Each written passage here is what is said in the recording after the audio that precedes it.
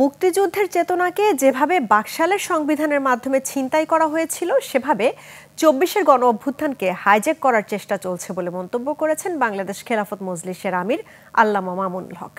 নারায়ণগঞ্জে দলের জেলা ও মহানগর শাখার উদ্যোগে সমাবেশে তিনি বলেন, ২৪-এর গণ অভ্যুত্থানকে যদি কেউ পাশ কাটিয়ে রাজনীতি করতে চায় তাহলে রাজপথে যুদ্ধ হবে। তিনি বলেন, ৭২-এর সংবিধানে আগামীর বাংলাদেশ পরিচালিত হতে পারবে না, দেশ চলবে ২৪-এর অভ্যুত্থানের আদর্শে।